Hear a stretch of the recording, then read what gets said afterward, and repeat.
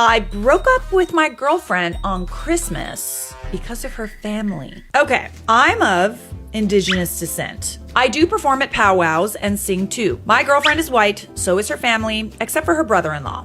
He's African American. This is my first Christmas with them and my girlfriend. Been together a year and a half. There's a bit of backstory. So, I went to girlfriend's family gathering for Christmas yesterday, and while it was there, it comes up that I dance and sing at powwows. Conversation starts off innocent enough, but I get that feeling that people of color sometimes get when these sort of talks come up. And I know that something offensive is about to go down. There are about 15 grown people there and 4 children.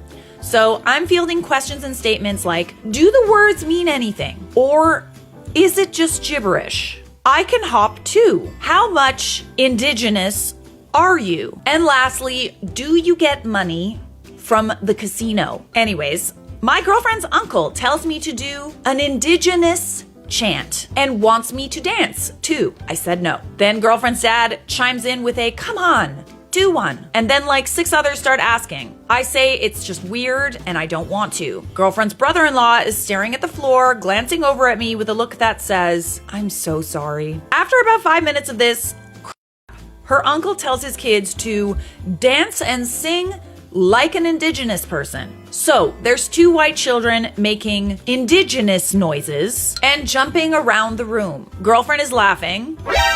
I beg your finest pardon. And everyone is cheering for them. Me and the brother-in-law are staring in complete disbelief. Then they start in on me again. They can do it. Show them how it's actually done. I've had enough. I stand up and tell them I'm not their effing show monkey and they need to be more respectful of other cultures. Girlfriend just sits there. I'm sorry, why wasn't it the girlfriend that said this instead of just sitting there? She's been to at least 10 of my performances and claims to love my culture, and she not once defended me or it here. I look over at her and ask her to help me out here, and she sheepishly says, they're just kidding around. And I say, well, I'm not kidding around when I say we're done. Yeah, I don't blame you. Her dad and uncle start saying something, and her sister says that's not fair. And I start walking to the bedroom to get my to leave. While doing so, I forget that she drove her car, and I'm without transport to get 4 hours to my apartment. So I suck it up, go back out there while ex-girlfriend's grandma is telling everyone off. She was also not happy about what transpired.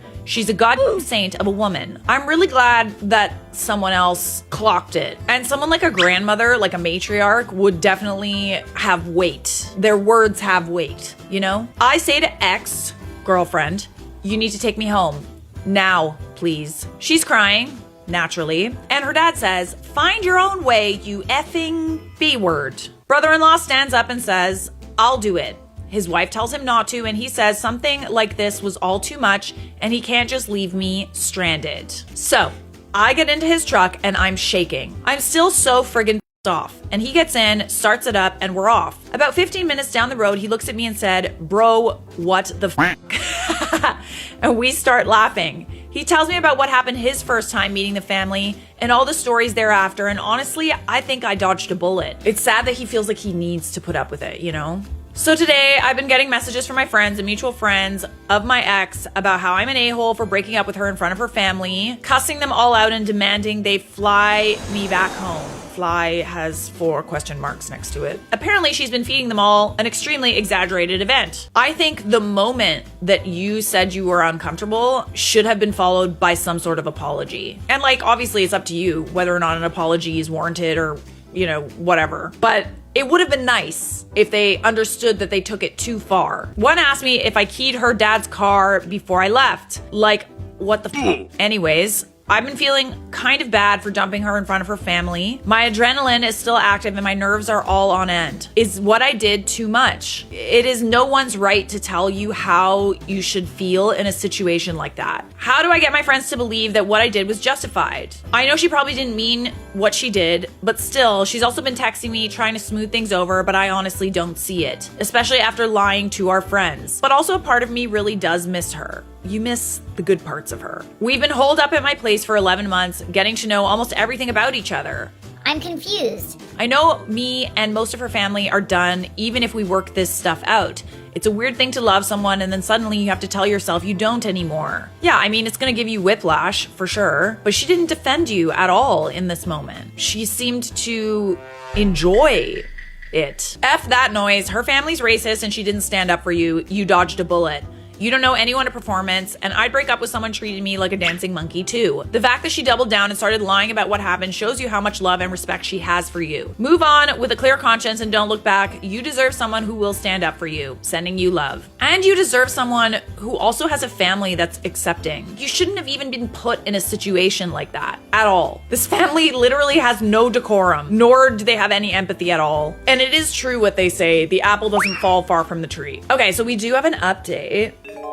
On New Year's Eve of that same year, I turned off my phone after my original post and immediately got hammered, passed out, woke up at 2 p.m. the next day, ordered some motherfucking waffles, and built my dog a bed that she won't sleep in. Whatever, I guess. Then got into my car and went to Best Buy to buy a PS5. They didn't have any, naturally. Bought a new TV, got a Switch and some games, and have been living the best effing life I could possibly be living. No phone, no internet, no social media, and honestly, no heartache. Finally turned my phone back on today to an absolute onslaught of texts, 15 missed calls, voicemails, Facebook messages, Twitter messages, and you name it. There was a message on my PlayStation for my brother even. I did respond to him to let him know I was fine and to tell our family not to worry. I was just dealing with it in my own way. The juicy bits are as follows. X is terribly sorry, and she doesn't condone what they did, but it is her family, and she didn't mean to laugh or whatever. She keeps trying to bait me to respond with things like, what about our history? We talked about having a family, basically trying everything. I will admit I did respond once and I said politely,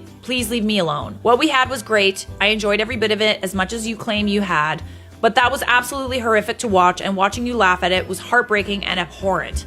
We have no chance after what I experienced. But she has since messaged me a few more times. Then I think she finally realized it's over. Her dad or uncle, I'm not sure who, texted me to apologize for what happened. Never responded. Probably won't. This should never have even happened, but the time to apologize would have been the night of. Her grandma added me on Facebook, that goddamn sweetheart. She's like 80 and posted the night this all happened that she's never been so disappointed on a holiday. Then has been spamming the newsfeed with Indigenous history stuff and making a big long post on the anniversary of Wounded Knee that was absolutely beautiful. I'm talking with her about her granddaughter. She thinks I should give her another shot. I told her it's honestly not something I want to deal with right now. She gets it though. Well, at least you made a new friend. Our friend group has basically been split down the middle. Half think I should have waited until Christmas was over to break up, and the other half don't really give a crap anymore, I guess. There are a few friends I did explain what happened, and that went about as smooth as breaks sideways.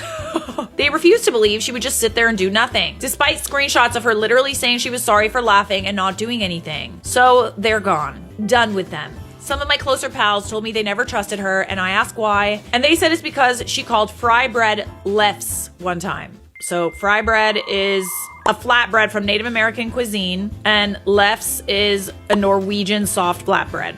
So she mistook the two. Other than that, our friends are all filled in from what happened on both sides. Whatever they decide, it is what it is. The real hero of this situation is the brother-in-law. I showed him the post and he had a few things to say. One, he said F the guy who called him the N-word or something. Yeah, F that guy. Two, he says that him and his wife are actually in the middle of a divorce, but we're trying to reconcile before going through with it because they have a child together. Interesting. So he actually wasn't okay with putting up with it. I'm sure there's other problems, but you know, this is the stuff of divorce. Like, I'm telling you, this is the stuff of breakups. Three, he said thanks for all the MVP acknowledgement. He says he couldn't just leave a brother hanging like that. I learned that he's a quarter Choctaw. And lastly, he says he hates racism as much as the next decent person, but love is a crazy, beautiful, fickle, wonderful B word. What are you gonna do? I love how Christmas just comes with like so much drama, inevitably.